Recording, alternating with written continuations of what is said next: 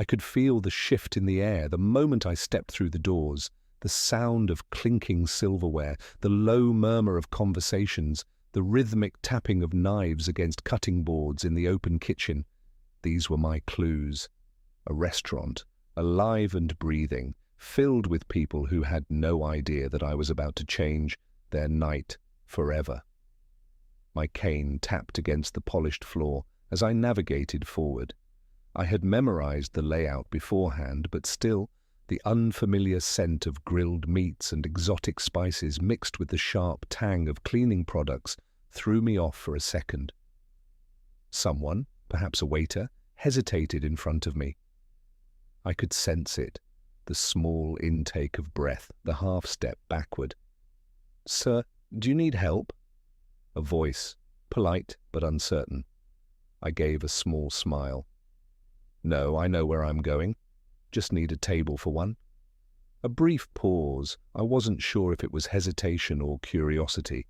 Then the sound of fingers tapping against a digital screen, most likely checking table availability. "This way," the waiter finally said, leading me forward. I could hear the subtle shift in the floor texture, the soft carpet giving way to tiles. My fingers grazed the edge of a chair before I sat down. I felt the weight of stares, lingering, assessing.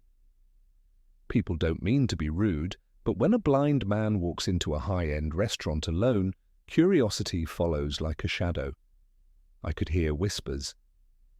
Did he come alone? How will he even read the menu? Maybe he's waiting for someone. I ignored them. This wasn't my first time being underestimated. The waiter cleared his throat. "Would you like me to read the menu for you?" I shook my head. No need. I already know what I want. I could almost hear the confusion in his silence. The restaurant was new to me, but I had done my research. Every restaurant has a rhythm, a signature in its flavors, a personality in its dishes. I had spent hours listening to reviews, memorizing descriptions, letting my mind paint pictures of flavors through words alone. "I'll have the signature Big Shaq steak, medium rare, with garlic butter on the side," I said confidently. "And for the drink, a cranberry lime spritzer, light on the ice." Silence. A longer pause than necessary. "Of course, sir," the waiter said at last, his voice now carrying a different tone, something between respect and intrigue. He walked away, but I knew he wasn't the only one watching me now. People at nearby tables had gone quiet. The kitchen noises felt distant. I smiled slightly to myself. They thought this was strange. They had no idea what was coming next. I sat there, listening, waiting. The air around me felt different now, like a room where everyone had stopped breathing for just a second. Even though I couldn't see them, I knew people were watching. Their curiosity was thick, almost tangible. A few minutes passed before I heard the waiter return, but something was off. His steps were slower, more hesitant. He wasn't alone. Another pair of footsteps, heavier, more deliberate, followed behind him. "Sir," the waiter said, clearing his throat, "before we bring out your order, my manager would like to have a word with you." Ah, there it was. A shift in energy, the quiet hum of tension rising. I wasn't surprised. This wasn't the first time people had doubted me. A deep voice spoke next, slightly gruff, but controlled. "Good evening, sir. I'm the manager here. Just wanted to check if you're comfortable. We don't get many, visually impaired guests dining alone." I smiled, though I could sense the weight behind his words. "I appreciate your concern, but I assure you I'm perfectly fine." A brief silence, a small shuffle of shoes. He wasn't expecting that. "Right," he continued, trying to keep his tone polite. "It's just that, well, are you sure you ordered correctly? Our menu is quite detailed, and we want to make sure you get exactly what you want." I exhaled slowly, keeping my voice calm. "I know exactly what I ordered. The The signature Big Shaq steak, medium rare, with garlic butter on the side. Cranberry lime spritzer, light on ice. Did I get it wrong? The silence stretched. A few hushed murmurs rippled through nearby tables. I had hit a nerve. No, that's correct, the manager admitted. It's just, well, some of our dishes have very specific seasonings and textures. Are you sure you can fully enjoy them? There it was. Not just doubt, condescension wrapped in concern. I leaned forward slightly. Are you asking if I can taste my food properly? He hesitated. No, of course not. I just meant...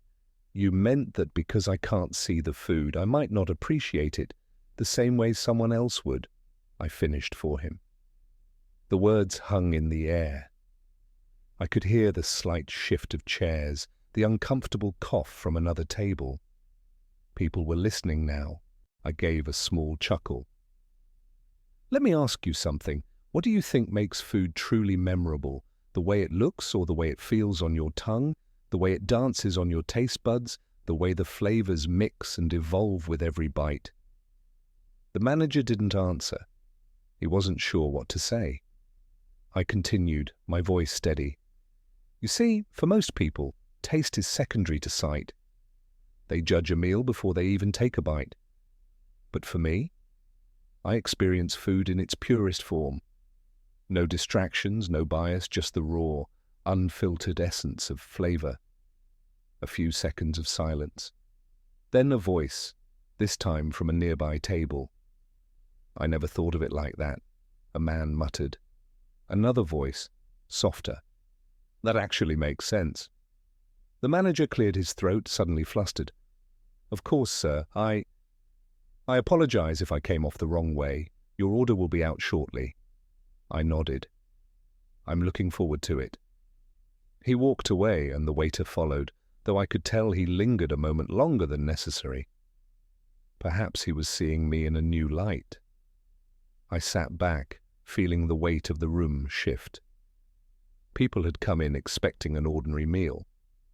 Now they were left with a question they hadn't considered before. And we hadn't even gotten to the real surprise yet. The murmur of the restaurant settled into a strange quiet. Conversations that had once flowed freely now carried an undertone of curiosity. I could feel the shift. People weren't just watching me anymore, they were waiting for something to happen. The manager's doubts had planted a seed in their minds. Could a blind man truly experience fine dining the way they did? Could he even tell the difference between a perfectly cooked steak and an overdone one? I smiled to myself. They were about to find out. A few minutes later, I heard the sound of approaching footsteps, this time heavier, more deliberate. The faint clatter of plates and glassware followed, growing louder as they neared my table. The waiter's voice carried a nervous energy. "Sir, your order is here." I nodded, listening as the plate was carefully set in front of me. The heat from the steak radiated upward, blending with the buttery aroma of garlic and seared meat. I inhaled deeply, taking in the richness of the dish before even touching it. But something felt different. The air around me tensed again, not just from the waiter, but from nearby tables. Whispers buzzed like static in the background. Then the deep voice of the manager cut through the silence. "Sir, before you begin, we have a small request." I arched an eyebrow, tilting my head slightly. "A request?" He hesitated for just a second before continuing. "We were wondering if you'd be willing to, well, test your senses a bit. A little challenge, if you will." A challenge. I rested my fingers against the cool surface of the table, considering his words. "Go on." The manager cleared his throat. "Since you claim to experience food more intensely than sighted diners, we'd like to see that in action." I could already tell where this was going. "You want me to prove it?" I said calmly. "Not prove, just demonstrate," he corrected, though we both knew what he meant. We've slightly altered your dish. Nothing drastic, just a few modifications to the seasoning and cooking process. If you truly experience flavors at a deeper level, you should be able to detect the differences." I smiled. They wanted a show, a spectacle. Fine, I'd give them one. I reached out and picked up the steak knife, feeling the weight of it in my hand. Slowly, deliberately, I sliced through the meat, listening to the sound it made. A perfectly cooked steak has a certain texture, a gentle resistance that melts under the blade. This one was off. I speared a piece with my fork, lifting it to my lips. The first bite told me everything. I let the flavors settle on my tongue, waiting, analyzing. The outer crust was well seared, carrying a smoky char, but the inside was slightly tougher than it should be. Not ruined, but definitely not medium rare. It was closer to medium well. The seasoning had been altered too.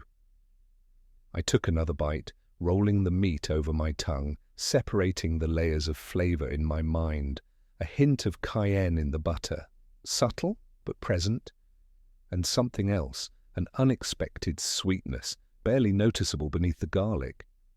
A touch of honey? No. Brown sugar. Caramelized lightly before being brushed onto the steak. Interesting. I set my utensils down and folded my hands neatly in front of me. The restaurant was silent now, all eyes locked on me. I could feel it, the anticipation, the curiosity, the silent disbelief. "The steak," I said, my voice steady, "is not medium rare. It's medium well, cooked slightly longer than intended, which has tightened the fibers just enough to alter the texture."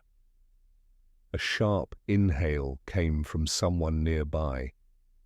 The manager cleared his throat. "And the seasoning?" I smiled. "You added cayenne to the garlic butter, just a pinch, enough to create a lingering warmth on the tongue. And you brushed the steak with brown sugar before searing it, giving it a faint, caramelized finish that wasn't present in the original recipe." A heavy silence followed, then a slow clap, just one, then another and another. Within seconds, the entire restaurant erupted into applause. I leaned back in my chair, letting the moment wash over me.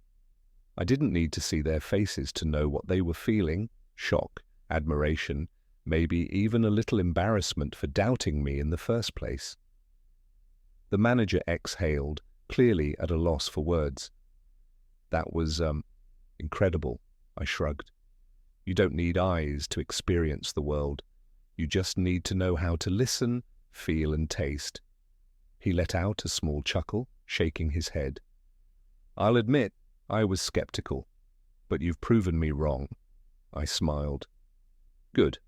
That was the point." As the applause died down, the manager took a step forward. "Sir, your meal is on the house tonight. Consider it our way of saying thank you."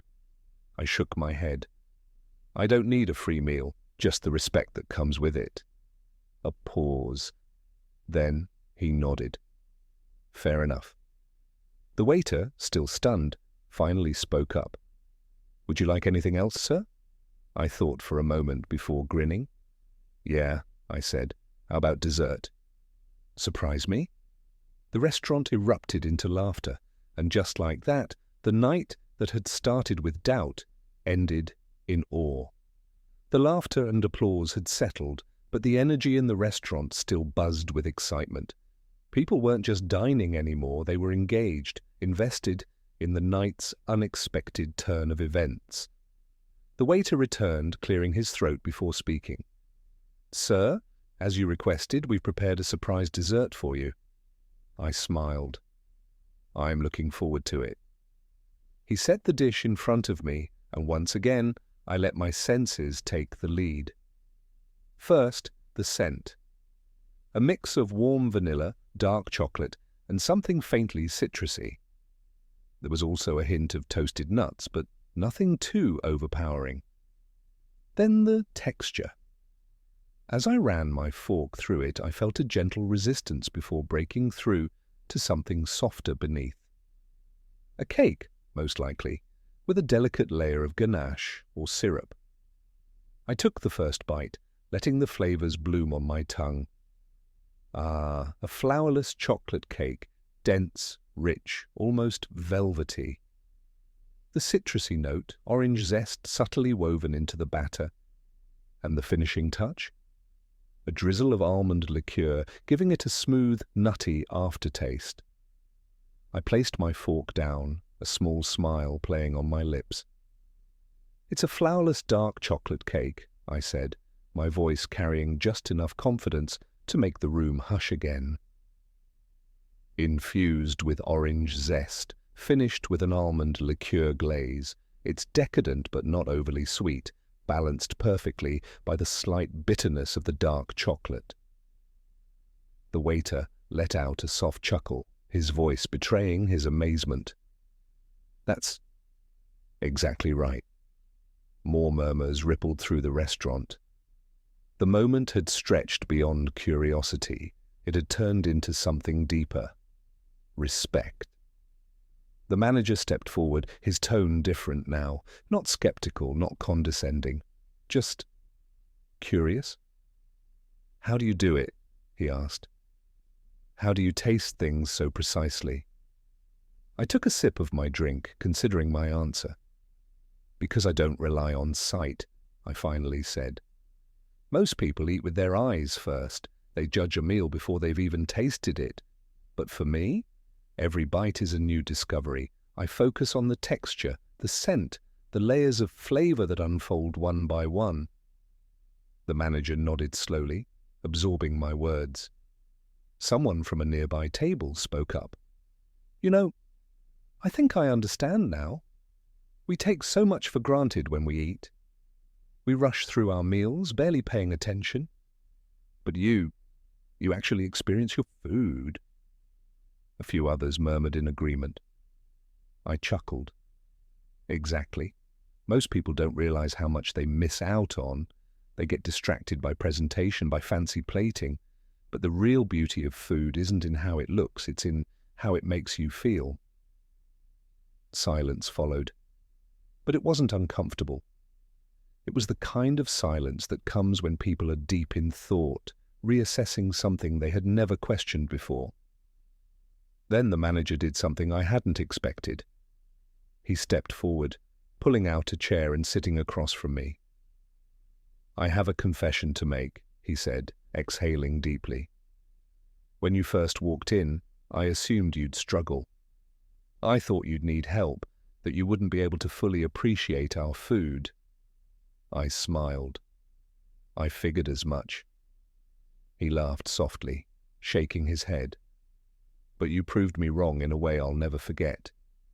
And not just me, everyone here." I could hear people shifting in their seats, nodding in silent agreement. "Tonight," the manager continued, "I learned something valuable. You didn't just teach us about food, you taught us about perception, about how we limit ourselves by assuming what others can or cannot do." The words hung in the air, heavier than any applause or praise. I leaned forward slightly, my tone lighter now. "Well, if I managed to change even one perspective tonight, then I'd say this meal was well worth it." The manager chuckled, standing up. "More than worth it. And I'd like to offer you something, if you'd be interested." I raised an eyebrow. "Oh, we host a monthly tasting event here. It's exclusive, invitation only, meant for food critics and connoisseurs." He hesitated before adding, "I'd love for you to be our special guest next time, to show people a different way of experiencing food." Now that was unexpected. I took a moment, feeling the weight of the offer. Finally, I grinned. "You know what? I'd love that." The restaurant erupted into applause once more, but this time it wasn't just for a spectacle. It was for a lesson learned. And as I sat there, enjoying the last bite of my dessert, I realized something. Tonight hadn't just been about proving myself. It had been about opening minds. And that was the sweetest thing of all. As the evening wore on, I found myself alone at the table, the restaurant slowly winding down from its earlier excitement. The clatter of silverware had softened, the chatter had died down, and most people had left, leaving only a few lingering patrons. Yet despite the hum of distant voices and the fading warmth of the restaurant's dim lighting, the night felt like it had changed something profound within me. I sat back in my chair, quietly reflecting on everything that had unfolded. The challenge, the doubts, the triumph. It wasn't just about food anymore. It wasn't about proving something to the world, nor was it about the manager's challenge. What had started as a simple test of my senses had evolved into something deeper, something that transcended the boundaries of the restaurant. It was a lesson on perception. You see, in life, we often judge what we don't understand. We make assumptions based on what we can see, what we can touch, and what fits neatly into the boxes of our own experiences. We think we know the full story based on the surface, on what meets the eye. But what if we're wrong? What if there's so much more beneath the surface that we miss simply because we're too quick to judge? That night, I didn't just prove that a blind man could appreciate food in ways others couldn't. I demonstrated that the world isn't always as simple as it appears.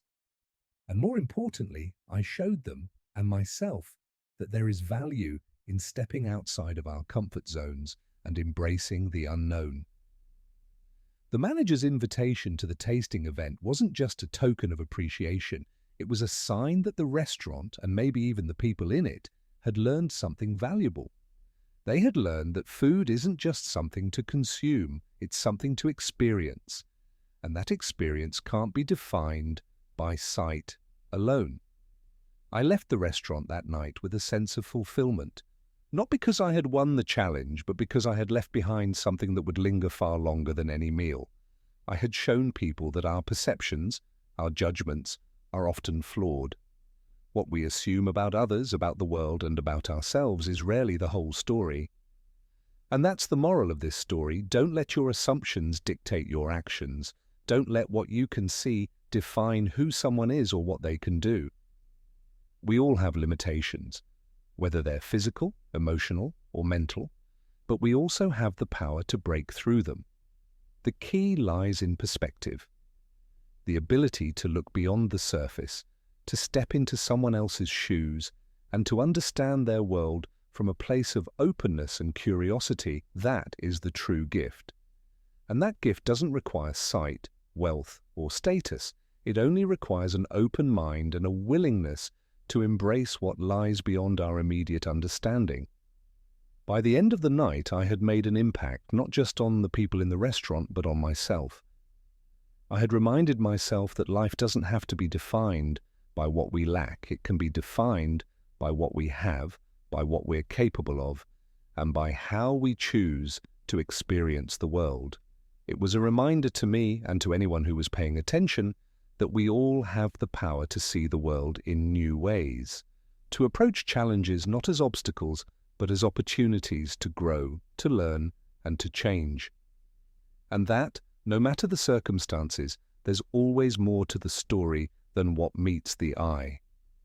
The next morning, as I sat in my apartment, sipping my coffee and reflecting on the previous evening, I received a message on my phone. It was from the manager of the restaurant. "Good morning. I just wanted to thank you again for what you did last night. You didn't just change the way we view food, you changed the way we view people. Your perspective has inspired us, and we would love to have you join our next tasting event as our special guest. We'll make sure to highlight your incredible journey and the lessons you've taught us. Hope to see you soon."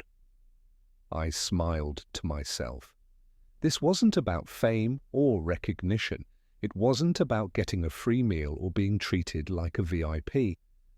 It was about something far more valuable. It was about the way our experiences, however unique, can have a ripple effect, teaching those around us to see beyond the surface, to experience life through a deeper lens. I thought back to the night at the restaurant, to the doubts and the whispers, to the challenge and the surprising twist. But most of all, I thought about the people who had applauded, not for my ability to taste, but for my ability to see beyond my blindness, beyond the limits I had been given. I had shown them that life doesn't have to be defined by the things we can't do. It can be shaped by the things we're willing to do, by the way we embrace what's possible even when it seems impossible. And in that moment I realized that the restaurant wasn't the only place that had been transformed. I, too, had been changed. The story wasn't just about a blind man eating at a restaurant.